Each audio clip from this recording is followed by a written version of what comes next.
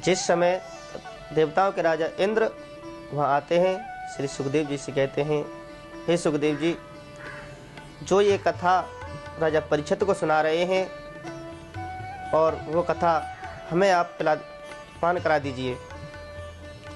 सुखदेव जी कहते हैं, हे राजा इंद्र, इस कथाओं के लिए तो देवता भी तरसते हैं। वो अमृत है, ये कथा अमृतमयी कथा है।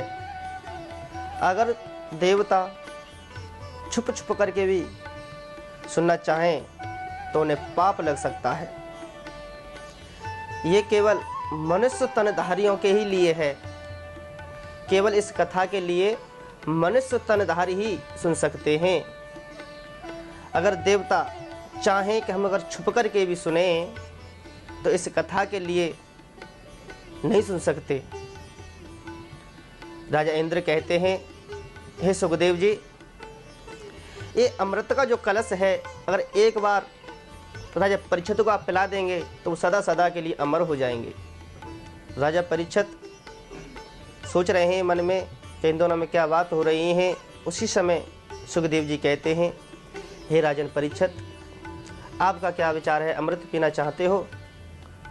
राजा परीक्षित कहते हैं, हे प्रभु, मुझे केवल मोक्ष चाहिए, अमर होने का वरदान नहीं चाहिए। या मुझे कलश अमृत पी लूँगा तो मैं अमर हो जाऊँगा, मुझे ऐसा नहीं, मुझे ये शरीर त्यागना है, मोक्ष की प्राप्ति चाहिए मुझे। उसी समय राजा इंद्र कहता है, हे सुखदेव जी, ये अमृतमयी कथा हमें कैसे भी आप पान करा दीजिए। उसी समय सुखदेव जी मना कर देते हैं, हे राजा इंद्र, आप वापस लौट जाइए। उसी समय जब लौट जाते हैं तो श्रीमद् भागवत कथा में जो भी भक्त आते हैं कभी खाली हाथ नहीं आना चाहिए। जैसे कि राजा इंद्र आए थे सुखदेव जी की कथा सुनने के लिए, वैसे ही सोने का कलश लेकर के आए थे अमृत से भरा हुआ। आप सभी भक्तगण अगर कथा में आते हैं, 4 जगह ऐसी होती हैं जहाँ कभी खाली हाथ नहीं जाया जाता है। एक गुरु के जहाँ, एक मित्र के जहाँ, और एक परिवार, और एक श्रीमद् भागवत कथा में। ज़्यादा नहीं तो 4 फल अवश्य ले जाने चाहिए। अगर फल ले जाओगे तो फल मिलेगा आपके लिए, अगर फल नहीं लाओगे तो नहीं मिलेगा। उसी समय राजा परीक्षित ये पूछ रहे हैं सुखदेव जी से, हे सुखदेव जी, जब किसी को पता चल जाए कि 7 दिन में ही मृत्यु होनी है तो हमें क्या करना चाहिए? सुखदेव जी कहते हैं, कुछ नहीं करना चाहिए, केवल परमपिता परमात्मा का ही हमें ध्यान करना चाहिए, कीर्तन करना चाहिए। जैसे कि गौकर्ण ने अपने भाई धुंधकारी के लिए श्रीमद् भागवत कथा सुनाई, वैसे ही आप भी इस कथा को श्रवण करें जो हम पान करा रहे हैं। 88,000 ऋषि बैठे हुए हैं यहाँ, इसको अमल करें आप। और कहते हैं, श्री सुखदेव जी कहते हैं, हे राजन परीक्षित, जिस समय गौकर्ण धुंधकारी को कथा सुना रहे थे, उसी समय जब 1 दिन सुनाई, 2 दिन सुनाई, 3 दिन सुनाई, 4 दिन सुनाई, 5 दिन, 6, 7 दिन सुनाई, 7वें दिन स्वर्ग से सोने का विमान आया। उसमें एक पुरुष बैठा हुआ है जिसके ऊपर सोने का मुकुट है, उसके आसपास में विहार करने वाले हैं। और सुखदेव जी कहते हैं, हे राजन परीक्षित, जब वो सोने का विमान आया उसी समय धुंधकारी प्रेत की उसकी मुक्ति हो गई और सोने के विमान में बैठ करके सीधा स्वर्ग को चला जाता है। जैसे सीधा स्वर्ग को चला जाता है वहाँ जय जयकार होने लगी और भी बहुत सारे वहाँ कथा सुन रहे थे। तो कहा, हे गौकर्ण, ये तो बहुत अच्छा नहीं किया है आपने, ये आपने अच्छा नहीं किया है। तो कैसे नहीं किया अच्छा? तो कथा तो हमने भी सुनी है, आपके भाई ने नहीं सुनी। कथा सबने सुनी है, केवल आपके भाई के लिए ही क्यों आया ये विमान, हमारे लिए क्यों नहीं आया? उसी समय दोबारा कथा प्रारंभ करी गौकर्ण ने। जब दोबारा कथा प्रारंभ करी तो 1 दिन, 2 दिन, 3 दिन, 4 दिन, 5 दिन, 6 दिन, 7वें दिन कथा जैसे समापन की ओर गई, वैसे ही सबके लिए एक एक विमान सोने के आए और सीधे सारे के सारे स्वर्ग को चले गए। वैसे ही हे राजन परीक्षित, आप कथा सुनिए, आपकी मोक्ष अवश्य होगी। 7 दिन है ये, 7 दिन में आदमी प्राणी जाता है आता है, यही 7 दिन के अंदर सब काम होना है और कुछ नहीं। इसके लिए हमें बहुत कुछ करना है, मन लगाना है, इधर उधर को चिंतन नहीं करना है। उसी समय ये बात सुखदेव जी कह रहे हैं राजा परीक्षित से, और उन्होंने कहा कि मेरी विदाई का समय आ चुका है परीक्षित, मेरी विदाई और 88,000 ऋषियों को विदा करने के बाद आपके लिए एकांत में जहाँ भी आप रहोगे सोने का मकान बनवा दिया राजा परीक्षित ने 7 मंजिल तक समुद्र पर। वहाँ 7 मंजिल में रहने का अपना व्यवस्था किया, स्थान बनाया। उसी समय सुखदेव जी को राजा परीक्षित ने विदाई दी और विदाई देने के बाद सुखदेव जी चले जाते हैं विदाई लेकर के, और राजा परीक्षित सोने के मकान में बैठ जाते हैं। सबसे मना कर दिया है कि जहाँ कोई ना आए, कोई अगर मुझसे मिलना भी चाहे उससे मना कर दो कि राजा नहीं मिलना चाहते हैं। आज परीक्षित सोने के मकान में बीचा बीच में बैठे हुए हैं 7 मंजिल पर। उसी समय 7 मंजिल पर बैठे हुए हैं। आज तक्षक नाग जो है राजा परीक्षित के लिए काटने के लिए चलता है। इधर में कश्यप नाम के एक ब्राह्मण, जिनकी पत्नी के आभूषण 16 श्रृंगार बड़ू देवता चुरा ले गए थे, उसी 16 श्रृंगार के लिए उन्होंने सोचा मन में कि राजा परीक्षित को तक्षक ढसेगा और मैं जाकर के जिंदा कर दूंगा तो मुझे 16 श्रृंगार वहाँ से प्राप्त होंगे। तो मन में विचार लगाया। उसी समय उसी रास्ते से राजा तक्षक जा रहा था। उसी समय बीच में उनकी मुलाकात हो जाती है कश्यप ऋषि की, और पूछते हैं, हे ब्राह्मण आप कहाँ जा रहे हो? ब्राह्मण ने कहा आप कौन? कि मैं भी जा रहा हूँ। उन्होंने कहा कि राजा परीक्षित के लिए तक्षक नाग ढसने के लिए आएगा और मैं उसे जिंदा करूँगा। वो मेरी उनकी पत्नी मुझे 16 श्रृंगार देगी, क्योंकि मेरी पत्नी के श्रृंगार बड़ू देवता चुरा ले गया है। उसी प्रकार उन्होंने तक्षक ने सोचा कि अगर ये जिंदा कर देगा तो शराब झूठा हो जाएगा ऋषियों का। तो तक्षक ने कहा कि कश्यप ऋषि से कि मैं ही तक्षक हूँ, आप चाहो तो एक बार प्रयास करके देख सकते हो।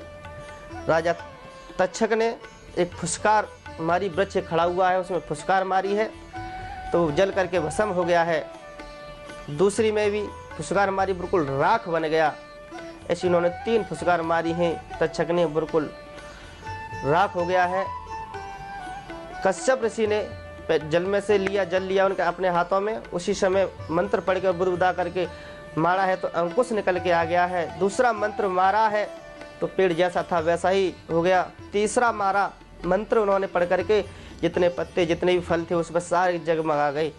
तक्षक ने सोचा जी कि अवश्य ही जिंदा कर देंगे राजा परीक्षित को और सिंह ऋषि का श्राप झूठा हो जाएगा।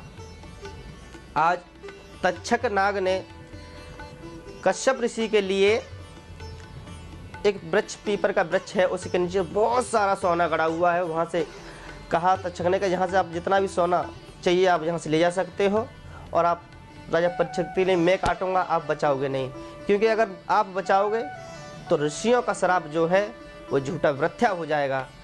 आज कश्यप ऋषि वहाँ से सोना लेकर के और अपने घर वापस चले जाते हैं।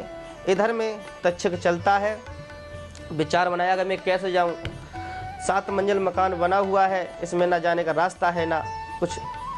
आप सही में उन्होंने विचार किया।